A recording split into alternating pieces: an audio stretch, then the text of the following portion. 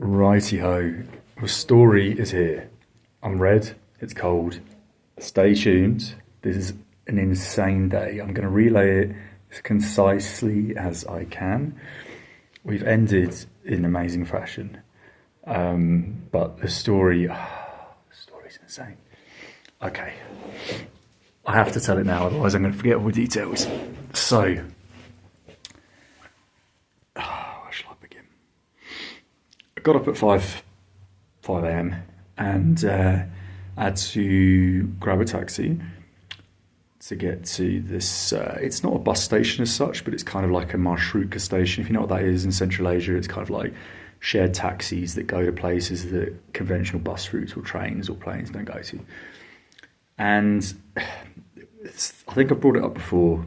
The Chinese and everyone in China is obsessed with my sandals. Absolutely obsessed. Nobody wears sandals.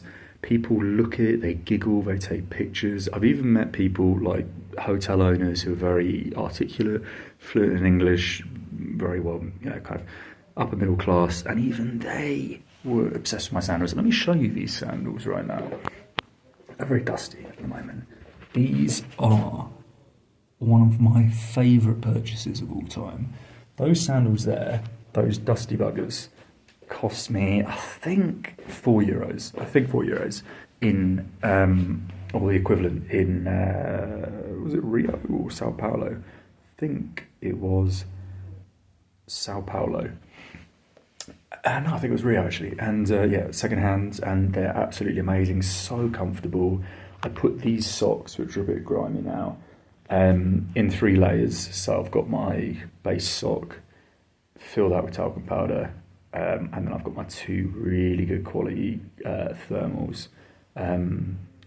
There's a merino wool, that's it, merino wool. And I've never been an expensive kind of sock person. I got these because I had Amazon credit years ago, and they've lasted like an absolute champ. But the quality, like, you pay, of course, like £15-20 a pair, but is it worth it? 100%. I'm never going back, having had good quality socks now.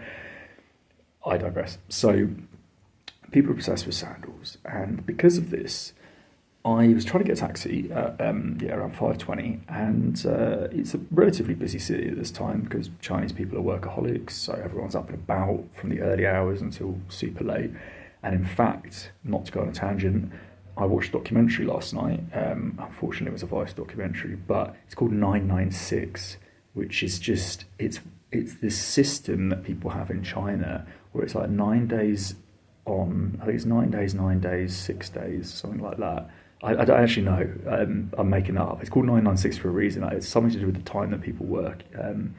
Anyway, so there's loads of taxis. No one is picking me up because they look at you, and I'm wearing this Nepalese jumper, and they look at you like you're homeless. Like I've got my dusty sandals on with socks that nobody wears because there's very much a class system in China. And then obviously, like, you can't see a shirt or anything like that. Like, so Lachman stain from 5 minutes ago. And then I've got the hippie jumper, and I've got like 2 beanies on. This big backpack there, which is it's on its last days, to be honest. I got that in Pakistan. I've had it repaired with, my nose is so sore, with fish. With fishing line, which is so super strong, it's just getting like completely dilapidated. So image-wise, I look a bit like a rogue hitchhiking hippie, and no one will pick me up. So, and I read online, big mistake, that you had to be at the station by 6 to give you a chance to get to the border. Now, the Chinese have a system, I'm going to be concise, where you go to this particular terminal, which has these kind of shared taxis, and then this takes you out into the county of Wuxia, butchering that, and that's the county where the road forks. So you continue on straight to the Tajik border and the Kyrgyz border, which goes to Osh and then up to Uzbekistan. Then you've got the northern border, which goes over the Tian Shan mountain range, brings you down past Tashrabat, which is an old Silk Road caravan kind of castle, if you can call it that, which I plan on visiting tomorrow, assuming all goes well. There's loads of details here. Like, seriously, stay tuned. It's ridiculous. I'm being concise.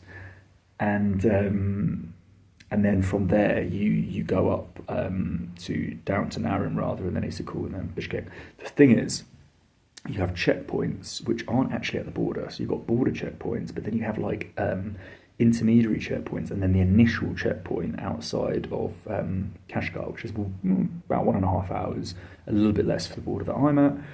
And they do like all the things that you'd expect. There's a whole customs, like, you know, customs infrastructure for trucks, but everything you'd expect at like an airport or a major thoroughfare for an international border. But this isn't the border. The border is still like 3 hours north for me, and if you're going the other way, it must be like 5 hours.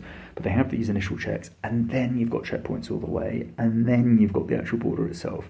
So from what I understand, from a YouTube video which was introduced by Sabbatical, that's the name of the channel, and Stupid American or something like that, Brain Dead American, I can't remember the name of his channel, but they crossed the border that I'm not at, which is more to the west, which is the furthest border, and is close to Tajikistan. And they had so many problems. Like, you know, obviously they're YouTubers, and he had his mic on, but they were detained for like 12 hours. Just in the building at the border, and then there was another further 12 hours or more of all the various checkpoints along the way. Now, I've spoken a few days ago to a French girl, typically, who had nothing done to her, but I've also spoken to a German cyclist and a Russian YouTuber who they had all their hard drives searched, they had all their phones searched, all their laptops decoded, they go through the photos, that kind of stuff. I've been told the best thing to do is just put your photos and videos in an encrypted folder. So that's what I've done. And apparently they won't go that far. And not going to decrypt your stuff. It's just a case of they're going to go through your phone. And strangely, that's on the way into the country. In all these cases that I'm referencing, these are people that are entering China. So that doesn't make any sense, does it? Why would you check what people are bringing in? Madness. It should be the other way. So I'm expecting it to be worse on the way out. And because of that, the 6 a.m. departure was necessary, right? Because it's 1.5 hours, then having to pass through the initial phase, and then having to find hitchhiking transport all the way up, bearing in mind that most people are not going to want to pick you up if it is the case that you have to potentially wait 2 hours at random checkpoint intervals along the way. So this is a problem. The border, which I've just been told is open until 8 p.m, and then when you get to the Kyrgyz side, there's nothing. This is barren, rugged, remote, Tian Shan range. There's nothing. There aren't really any places to stay, maybe a few yurts until Naryn, which is, I think, a 3.5 hour, 4 hour drive. So we're talking serious, rugged, cold, high altitude terrain. So the last thing you want, obviously, even if you can cross in time, is to get there 8 p.m. It's getting dark, or it is dark. Freezing cold, you've got nowhere to stay, no one's going to pick you up in the dark. It's a problem. And then, of course, you know, having to kind of, anyway, so get there at 6 a.m. I get there at 5:50 actually, and it's completely locked down. And I'm like, oh, this is weird, the block's obviously wrong, it's kind of expected. The day before I went there to check the location, and the driver said it was, I got approached, I got apprehended. It's not like a Chinese bus station. It's kind of, if you're coming from Central Asia into Xinjiang, into China, and you go to this Kashgar station, this is going to be the last bullshit station that you have before the efficiency takes heed and everything becomes actually quite satisfying and pleasing, because the Chinese system is so efficient outside of Xinjiang. And frankly, Kashgar's, that terminal is the worst I've seen in China so far. It's absolutely shocking. So it's just a mimic and a mirror of what you'd expect in Central Asia, your typical marshrutka bus station. Loads of rough guys that you'd expect in these kinds of places, or Dagestan, Chechnya, trying to scam you, basically. So I read online it was 40 to 50, but then there are two different types of vehicles. Obviously, you've got the 7-seater minivan, and then you've got like just a regular saloon car. So the price is dictated by that, which is because of speed and comfort, supposedly. I'm fine with 40 or 50. That's one, so that's like £5. It's 9.4 Chinese yuan to the pound, right? So I checked that the day before, blah blah blah, and I get to the station at 6 a.m. the next day. As I said, it's closed. I asked a guy that was cleaning up a store next door. He said it's going to be open at 7. 7 comes, 7:30 comes, 7:45, 8 o'clock, still not open. So I decide, because I'd also read and I'd been to the bus station, which is new and situated opposite the railway station, that there is going to be, there's transport there, shared taxi. So I thought, fuck it, let's just get a taxi. It's relatively close. It's 10 won, £1. Go and see if there's some kind of mistake and actually the stuff's going on over there. So I did that. Nothing's going on. Came back in another taxi. By this point, it's 8:45, 9, and people are opening it up just about. It's literally just opening. I arrived when the doors were being unlocked, and the first guy that's there in the parking lot, because they like sleep in their cars, it's this rough guy from the day before. He's like the typical urchin, wouldn't trust him at all. And I say, oh hey, because we said shared taxi price 50, blah blah. I said, oh hey, shared taxi price 50. He's like, no, just like that, no, like not friendly at all. He's like 200. I was like, what are you talking about? It's like 200, which is the price of the car. I'm like, no, I don't want a private car. I want a shared taxi.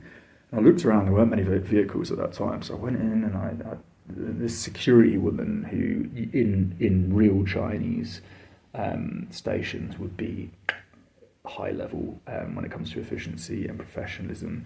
She was the polar opposite. Back in Central Asia, we are just somebody's sister or nephew or niece or whatever. Pretty rude. I hung around there for hours. People started to arrive, including a drunk guy who arrived at like 7 a.m. in the dark and then stumbled off into the abyss and never to return. He came back, and another vehicle starts to open, a minivan, and people start going in that minivan. I talked to the owner of that, who's way more professional. He looks like a legitimate guy, and I asked him straight away, like, what was the price? He said 40 for each car. It's 40, not 50, just 40. So I was like, oh, okay, strange. I just wanted to check, so I went to the security lady, and she's like, oh no, the official price is 38 actually. So already I'm getting scammed, of course, which is bad vibes. I have to say, people are used to it. I'm obviously used to it, but having been in places like China, Vietnam, Korea, Taiwan, it does not happen. In China, it does not happen. In real China, no one gets scammed. China is just, when it comes to honesty, actually, and efficiency for the most part. Like I've said before, I don't know if that's down to fear or whatever, but that's what I've experienced, and it's been a pleasure, I have to say. First day I arrived in Xinjiang, pretty much someone shortchanged me, and I don't think it's an anomaly. I think it's representative, and then this happens, and you're back in the whole kind of gypsy arena, if you can call it that, which is a section of certain parts of the stans, primarily around the Tajik border. In my opinion, this is the roughest Central Asian country. And anyway, so they all start to fill up, and then I'm getting quite frustrated, and I keep asking the guy, like, okay, so 50, and he keeps saying no, but other people are getting in his car. I asked the other driver about this driver. I was like, how many seats has he got left? And the guy's like, oh, one. No one's saying anything. Everyone's just like acting normally. But the driver just keeps saying no, so I don't really get it. So I'm on the verge of going to the one that I was talking about beforehand, the more professional one, who has the minivan, and all of a sudden his van's full, it's filled up, and he's sped away. And there's only a handful of cars, and I've been the first person there. I was there at 5:50, so I'm furious. I go to the security lady. She's just a fucking, I don't know what you do. She's a whore, basically. Just a bit of eye candy for the lads. That's how she's got the job. And she's got that awful attitude as well, with the bloody thick eyebrows. I know that's a cultural thing here. It's not like Scouse, Liverpool land, but yeah. So I'm like getting frustrated. I'm like, what's going on here? This is getting really, really annoying. And they're all just being a bunch of dickheads now. And I go back to the guy who I spoke to the day before. Even though I knew he was rough and he was a bit of a scammer, I was still content to pay 50 to blitz it there. By this point, I'm already late anyway. The time's being pushed. It's now about 10 o'clock. If we get there for 12, I then only have 8 hours to get the 3-hour journey. But with the checkpoints, I'm told takes about 7 hours. So I'm really on the line here. And to make matters worse, this is important. My visa expires tomorrow. I'm on my 29th day now. It's a 30-day visa, so I should have been crossing the border today. I even annotated my plan and reduced a day, 1 day from Kashgar to make sure that I had a bit of a buffer. At the same time, they're telling me that the border's not even open, which turned out to be completely wrong. Of course, you can't trust anyone, especially these kinds of people. So I'm getting so frustrated, they're being super rude, and then all of a sudden, this guy's car gets full. The guy that's been fucking ignoring me the entire time, but that we kind of agreed that I'd have a seat the day before he just drives off, and I take a picture of his car, take a picture. I thought of his face, I didn't get it, unfortunately, and I'm furious, and I'm trying to call the police. In China, you cannot call the police emergency line on your phone if it's foreign, which is insane. Like, it works, the number, you get the automated if you want the fire brigade, blah, blah, blah, which is all in English. And then when you want to actually speak to someone, it fails, the call fails, which is insane. Like, I thought that was universal, like all phones should be able to tap into an emergency line. And I'm telling the security guard, like, you call the police, and they're all refusing. And in the end, I caused so much, I guess, palaver. He walks me up the street, because in China, there's a police station everywhere. But interestingly and annoyingly, on that day, when I was looking in this traffic, which is directly opposite the station, not a single car appeared. It's the first time in my entire trip thus far in China where I haven't seen a police car within, every 5 seconds. And I was there for like 40 minutes, fuming, trying to call the number, trying to flag something down, which wasn't coming. So, they're walking up the road, I go into the station, I explain what's going on, I do it all through Google Translate, relatively, articulately. And they put me in a van. Actually, a car crashed just as they were putting me in the van opposite the station, and they had to go and deal with that for like 10 minutes, but being Chinese and super efficient, 10 minutes is all it took. Put me in the van, we go the 200, 300 odd meters to this place, and I'm telling them like what's going on, and the guy clearly believes me, because you can see it's like a Marshuka station. All the guys are like rough jippo, like just bad apples, like really bad apples. But you can't do anything because they haven't really done anything. It's like technically a private company, and what they're now telling him is that, it turns out to be a total lie. So their reason for not letting me in the car is that passengers don't want to travel with a foreigner because the time it takes when you're at the checkpoint delays their journey substantially. Now, that is true. However, I wasn't going to the checkpoint that they're all going to. They're actually going to a town in this region which is en route to the Tajik border and the western border. I'm going to the northern border, and on the way to that border, it turned out, in the end, and I'll get to my journey, to be no checkpoints at all, right? So we're arguing back and forth. I'm furious. I took pictures of them. I'm literally telling them, you are bad people, because they are bad people. The little whore woman is giggling away. The security guard's got a dirty grin on his face. To describe these people are not Kyrgyz. They're not Kazakh. They're not Uzbek. They're not Chinese. They're like, and I still haven't done the research, so I'm not entirely sure. They came across as extremely Tajik, but they're defined maybe by some as Uyghur. But yeah, so I'm furious. So they say, okay, don't worry, get your luggage. These are the police guys. We're going to go back to the station. I had nothing better to do anyway. By this point, I'm thinking I'm going to have to stay another night and try again tomorrow. So go back up to the station, and just as I'm pulling in, because the Chinese system is just unbelievably advanced, the special police are waiting for me on the doorstep, like detective police. And the guy just speaks fluent English. He looks Russian, actually, but he's actually Tajik, very white, perfect English. And then he has this kind of Chinese minder with him, who's, I guess, the kind of the spy. She's supposed to be like a translator, even though his English was good. But it doesn't make any sense, and her English wasn't great. So I explain what's going on, and they say, give me a passport, they take my information, and they're like, okay, get in my car, we're going back. So we get in the car, we go back, this time with the special police. I bet you should have seen the look on these people's faces. They thought they got away with it, having, taken me and the regular bobbies out of their premises without them actually having to kind of apologise or behave themselves. And when we come back with the specials, this guy's not having any of it. It goes straight in. Authority is just prevalent everywhere, and the aura, of his authority, and the whole system is sorted out, so we think. He offers me a state-paid private taxi all the way, originally, to the Kyrgyz border, which would have been amazing. That would have been like 5 hours, because of course we wouldn't have the extra probably 5 hours of checkpoints, so it would have been direct, for free, all paid for by the state, and they were basically going to pick up the bill, these people that had fucked me over. And then I told him, hey, they're trying to scam me. It was 50, and they're saying 40. He's like, how much is the price? What's the official ticket price? It's like, it's 38. So in the end, I asked, is the border closed or open? He called someone and said, no, actually, the border itself is closed today because there's a holiday. It turned out not to be true. But you'll have to go tomorrow. And I emphasised, hey, I need to still take the transport now because my visa's expiring. I don't have that buffer in terms of time. So he instructs one of the guys, who is another guy that already tried to scam me. He was literally the guy that tried to, it's a different one, but he tried to get me to get in a private taxi for 200, just a ruffian, absolute greasy scumbag.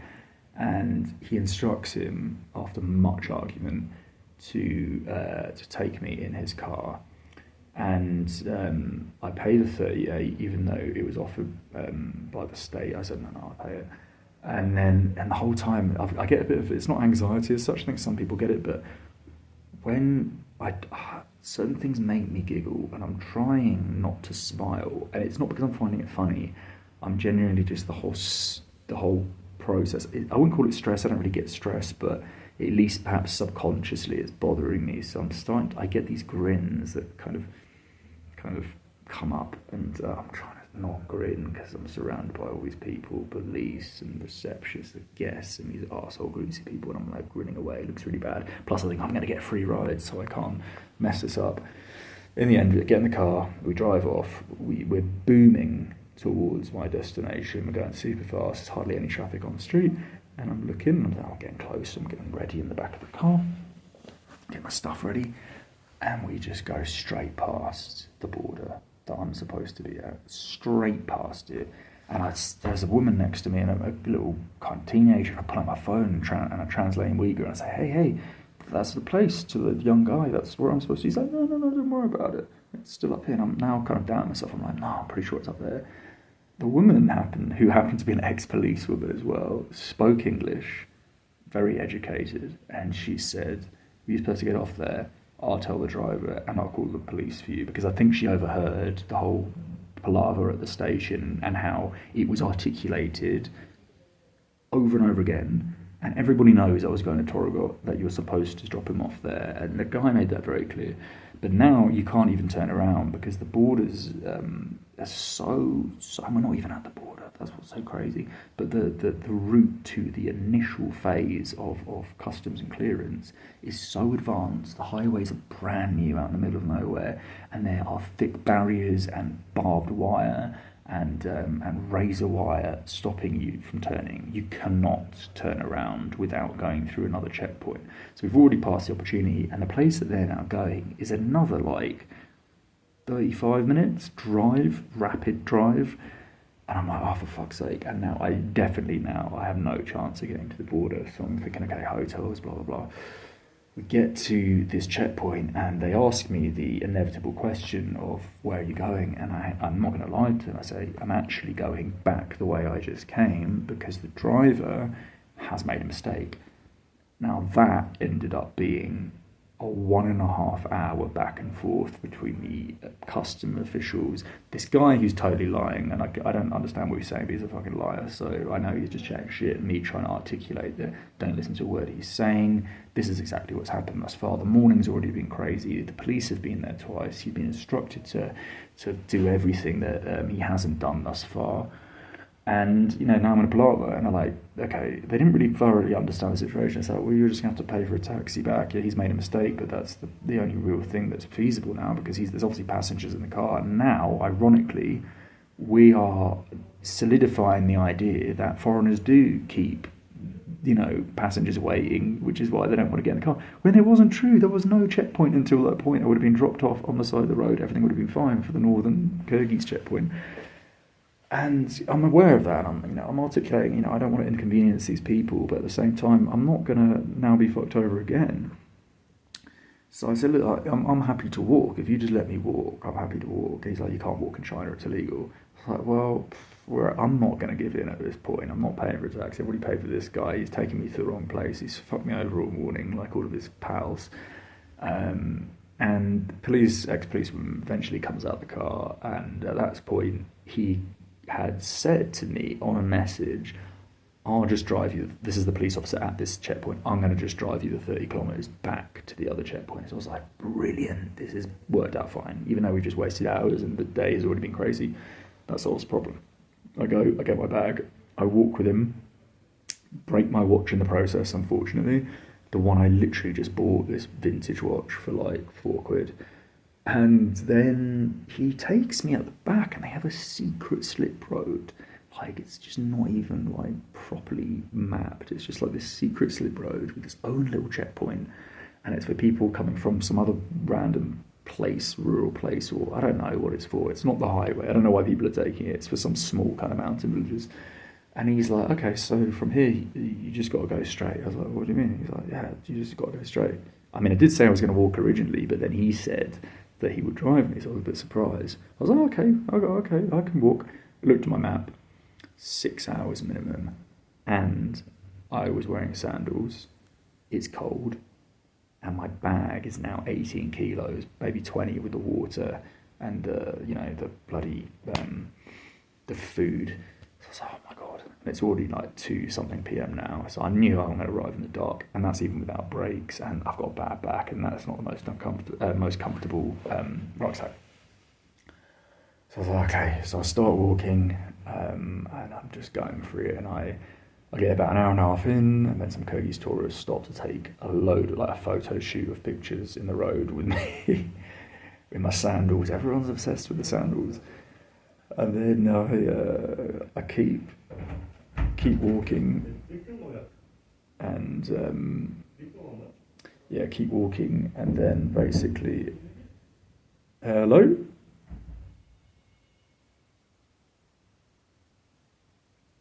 So someone's at the door. So I keep walking, and then 2 hours goes by, and after 2 hours, I'm just going to take this.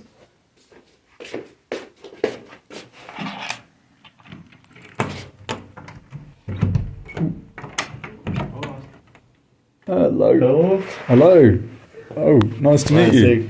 My name is Chinggis. Oh, cool. Chinggis? Yes. Genghis Khan? Yes. Oh, okay, cool, nice.